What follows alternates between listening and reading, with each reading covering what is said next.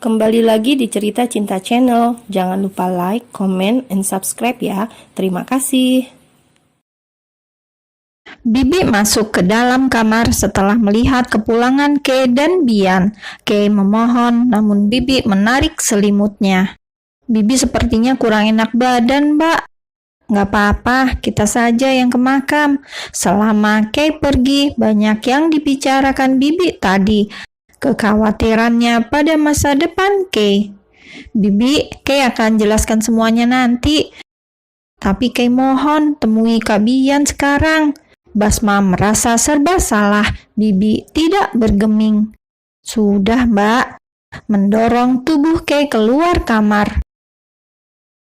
Tapi Bas, akhirnya hanya mereka yang pergi ke makam, berjalan kaki menaiki bukit kecil. Pak Wahyu sedang mencari tempat parkir tertinggal di belakang. Basma berdiri di samping Bian sambil membawa botol air dan bunga. "Kak Bian, Bibi tidak suka padamu," dengan suara pelan. Walaupun Basma sedang menghujam titik lemah Bian, namun dia juga terlihat tidak menikmati, karena kesedihan dilihatnya juga di ujung mata Kay karena sikap Bibi.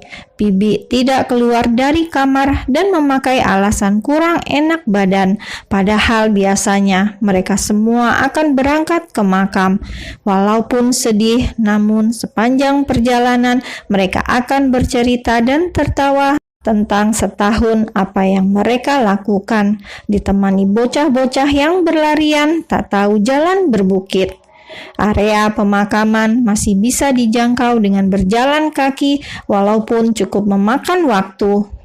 "Jangan sedih, Kak," Bian menoleh pada Basma. "Aku tidak tertawa di atas penderitaanmu, Kak, karena itu akan membuat Mbak Kay sedih." Pembicaraan bisik-bisik mereka terhenti saat sampai di pintu makam. Mereka mengikuti langkah kaki Kay menuju sebuah makam berderet 3. Kay sudah terduduk di samping makam sambil membersihkan rumput dan dedaunan yang jatuh di atas makam. Kerudung yang ia pakai menjuntai menyentuh gundukan tanah itu. Dalam diam mereka membersihkan makam. Bian menatap nisan makam yang ketiga. "Kenapa ada 3 makam? Sepertinya ini perempuan juga. Apa Kay punya saudara lain?" Bian sedang berspekulasi, ikut melakukan seperti yang sedang Kay kerjakan. "Ini makam siapa, Kay?" Memungut selembar daun kering, membuangnya menjauh. Kalau yang berjajar 2, bisa dipastikan ini adalah makam kedua orang tua Kay. Nama laki-laki dan perempuan tertulis dengan jelas beserta kelahiran dan tanggal kematian di hari yang sama. Tapi yang satunya, "Teman ibu, Kak." Pak Wahyu berjalan mendekat, semua menoleh ke arahnya. "Maaf Mas, lama. Saya nitip mobilnya di dekat rumah penduduk tadi." Bian tidak menjawab, hanya menoleh sekilas, lalu kembali memfokuskan perhatian pada Kay. "Waktu ibu sama ayah masih ada, kami sudah sering diajak ke sini juga. Beliau teman ibu, teman SMU." Ikatan yang membuat Kay merasa iri. Bibi yang merawat mereka pun statusnya bukanlah bibi sedarah. Bibi adalah teman SMU ibu. 3 orang remaja yang mengikat persahabatan tanpa batas usia. Dia sudah tidak punya keluarga, jadi cuma ibu dan bibi Salsa keluarganya. Kay menatap Pak Wahyu yang mendekati makam ketiga. "Sini Bas." Kay menarik tubuh Basma mendekat. "Ibu kan pernah bilang kalau Bas yang kirim doa khusus buat Bibi Sarah, doanya lebih didengar Allah, biar Allah mengampuni Bibi dan mendapatkan tempat terbaik di sisi Allah." Itu hanya karangan ibu sewaktu Basma kecil. Ibu bilang doa anak kecil lebih mudah sampai ke langit, karena anak-anak itu dunia polos tanpa celah, dan akhirnya menjadi kebiasaan sampai Basma dewasa. Basma selalu duduk di samping makam memanjatkan doa khusus untuk Bibi semoga tenang di sana. Mereka larut dalam doa dan isak. Kay mengusap punggung Basma, sementara Bian menepuk punggung Kay, saling menguatkan. Satu orang yang terlihat limbung saat melihat nisan bertuliskan nama Maisarah di sana. Wajah Pak Wahyu pias. Nama di batu nisan itu sama persis dengan nama asli wanita itu. Dia menatap Basma yang sedang kusuk berdoa dan Bian secara bergantian.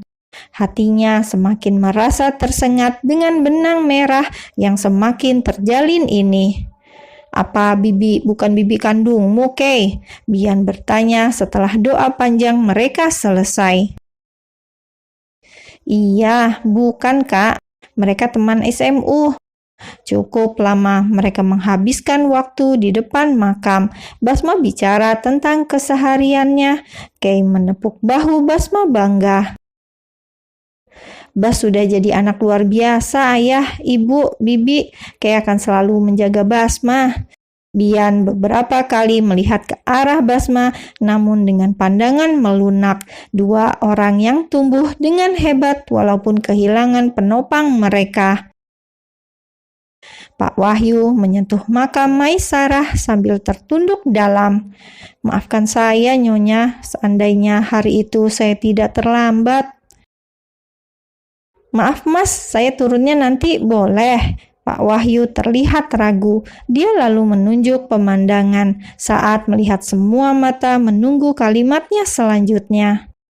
"Saya mau lihat-lihat pemandangan sebentar," menunjuk hamparan dataran tinggi yang menghijau. "Ya sudah, ini kunci mobilnya Mas, saya nanti jalan kaki saja." Bian meraih kunci di tangan Pak Wahyu, lalu berjalan beriringan dengan Kay. "Mas Basma, hati-hati turunnya. Tadi saya lihat banyak batu-batu di jalanan." Basma mengernyit mendengar perkataan Pak Wahyu, tapi ia mengangguk saja, berbalik mengikuti langkah Kay dan Bian yang sudah menjauh. Pak Wahyu terduduk lagi di dekat makam Maisarah. Bayangan wajah ramah yang memulai debut karirnya sebagai model dengan nama Jessica, wanita yang sudah membuat Tuan Adiguna menundukkan kepala jatuh cinta. Dia terbaring di hadapannya, bahkan tidak dikenali oleh putra kandungnya sendiri. Jadi inilah alasannya Bibi Mbak Kay sekaget itu mendengar nama Adiguna Group. Semua bukti sudah teramat jelas. Kemiripan Basma yang tidak bisa terbantahkan saja sudah membuatnya curiga. Dia mengambil HP di saku bajunya, melaporkan semuanya. "Kenapa di sini tidak ada sinyal sama sekali?" Setelah turun dari makam, Pak Wahyu terlihat murung, namun tidak ada yang menyadarinya. Laki-laki yang menjadi saksi hidup bagaimana Maisarah menjelma menjadi Jessica menatap Bibi Salsa dari kejauhan. Ia ingin sekali bicara dengan wanita itu, berterima kasih setulus hatinya, namun teringat bagaimana reaksinya terhadap Bian membuatnya mengurungkan niat. Dia berterima kasih dalam hati sambil melihat putra kandung Maisarah. Basma memeluk adik-adik kecil yang sebenarnya masih ingin bermain bersamanya. Namun suasana canggung yang memenuhi ruangan bahkan terasa sesak, bukan hanya untuk Bian. Kay yang merasa tidak enak, bahkan jauh lebih menahan perasaannya.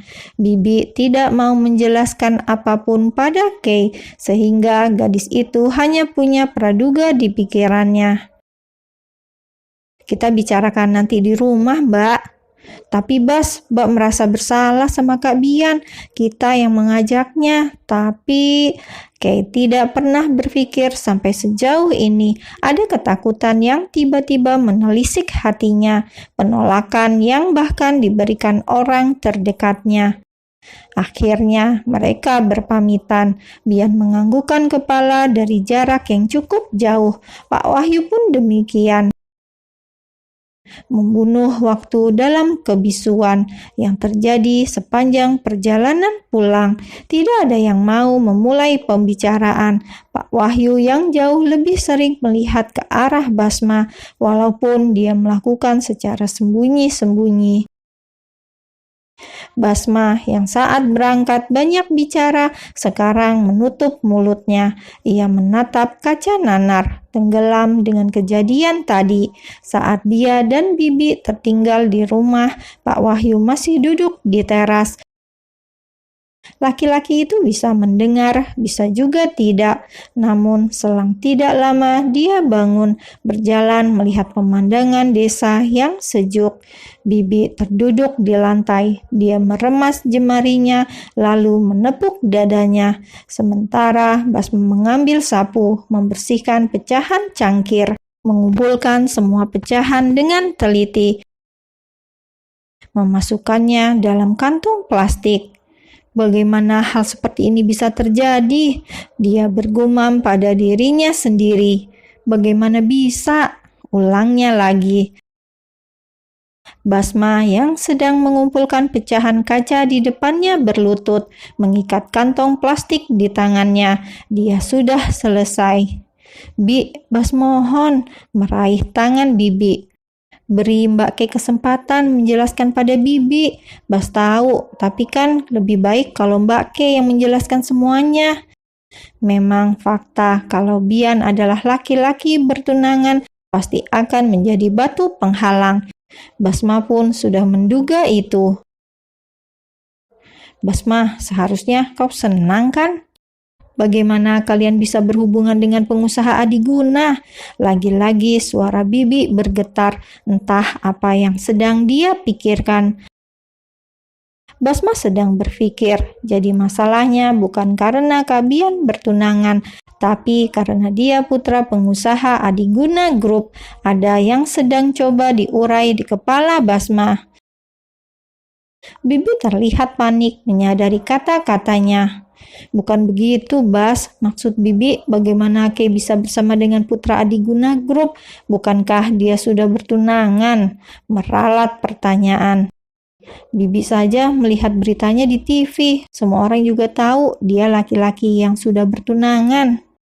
Ternyata memang tentang tunangan Kak Bian ya. Mereka bertemu di minimarket tempat Mbak Ke bekerja. Bas memotong pembicaraan Basma, menepuk punggung Basma. Katakan pada Ke untuk menjauhinya. Ini demi kebaikan kamu dan Ke. Kata Mbak Ke, Kak Bian akan membatalkan pertunangannya, Bi, secara resmi di media, tapi butuh waktu. Bas, Bibi mohon, hentikan Ke. Kalau kamu yang bilang, pasti dia akan mendengarkan. Demi kebaikan kalian juga. Bibi menatap Basma. Lihat kita dari keluarga apa, Bas, dan Bian sendiri. Kita itu sudah datang dari dunia yang berbeda, Bas. Kamu paham maksud Bibi kan? Jarak sosial yang tajam merentang. Bagai hidup di dunia yang berbeda. Apalagi dia sudah bertunangan. Lengkap sudah jurang itu menghalangi. Basma menghela nafas berat. Gerimis jatuh di kaca mobil, ternyata mendung berarak di kejauhan.